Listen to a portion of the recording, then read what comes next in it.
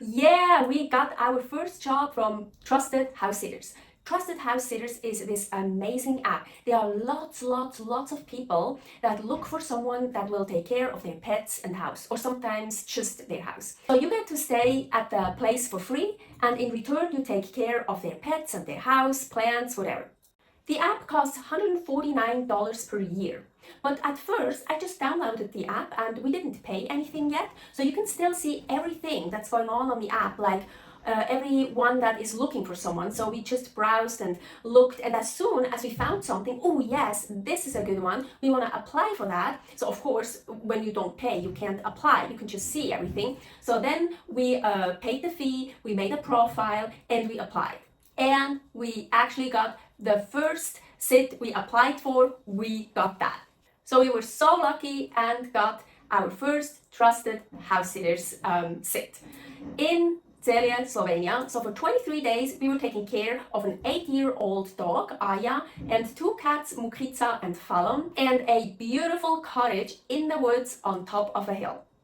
I used to walk dogs and pet and house sat in Reno, Nevada, USA for almost 8 years before we started that Nomad Life, and I really missed having furry friends around me. Walking Aya really made me realize how much I missed going on walks and hikes with a dog.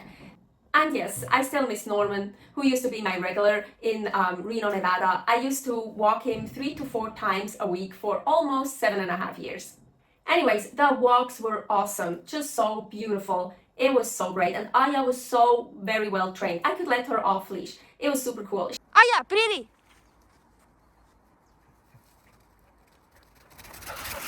Good girl, Aya.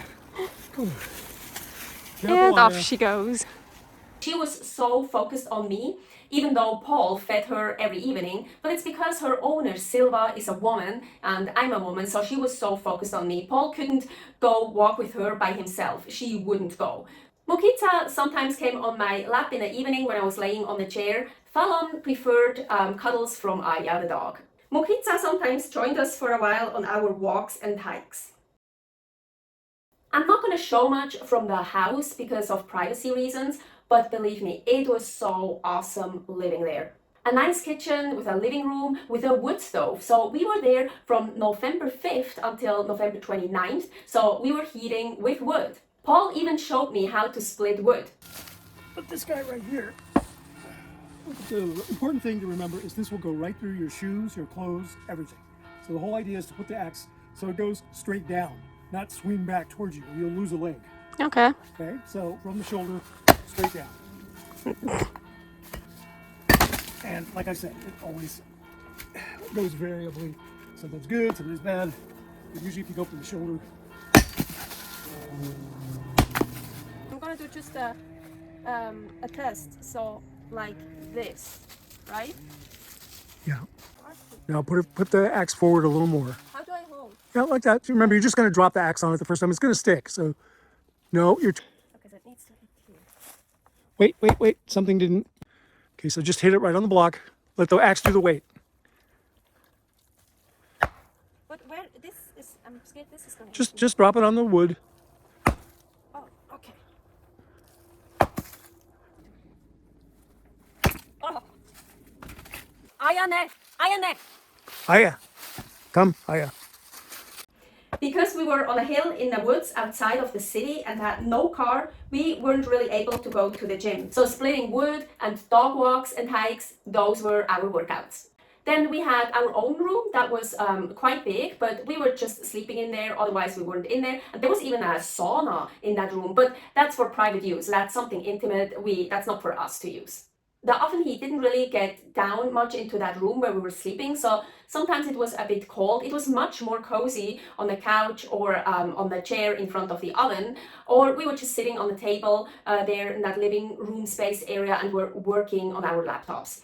Upstairs was her room, her bedroom, and the shower was also upstairs. So we had to go upstairs to go shower. And there was also a toilet downstairs.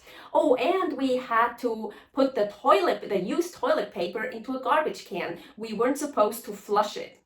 The outside was really so awesome, stunning views, and the house was really in the woods. It was so cool. We heard male deers, saw does, There is quite some land that belongs to the house, to her. That was really cool too. And oh, there was a brick barbecue, and of course we used that barbecue multiple times. Of course we asked if we're allowed to use it, and there was no shortage of wood because we heated the house with wood anyways, so we also used some wood for the barbecue.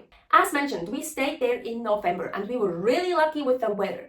I mean, the weather could be snowy, cold, wet, rainy, all that. So we were really lucky. Yes, it did get below freezing, but only during the night. During the day, it never got below 2 Celsius degrees. And mostly it was probably between 5 and 9. And it even got up to 14 degrees Celsius. We had cloudy and really nice sunny days.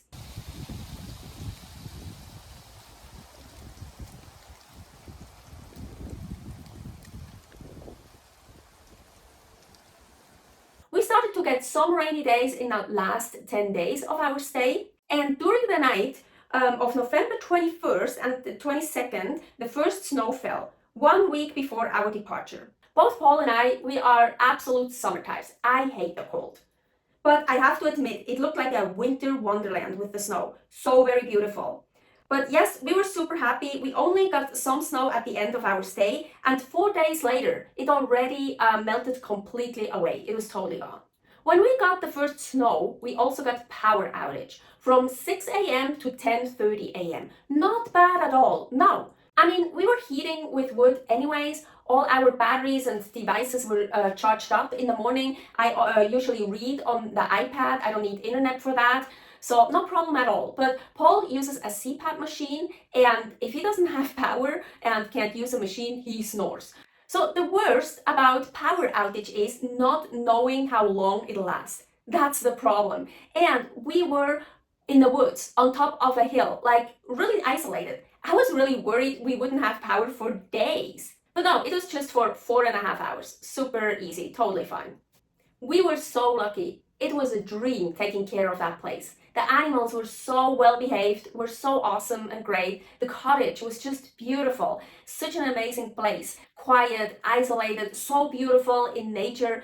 I just loved it. It was amazing. It was such an amazing first experience from that Trusted House Sitter app. It was really just great.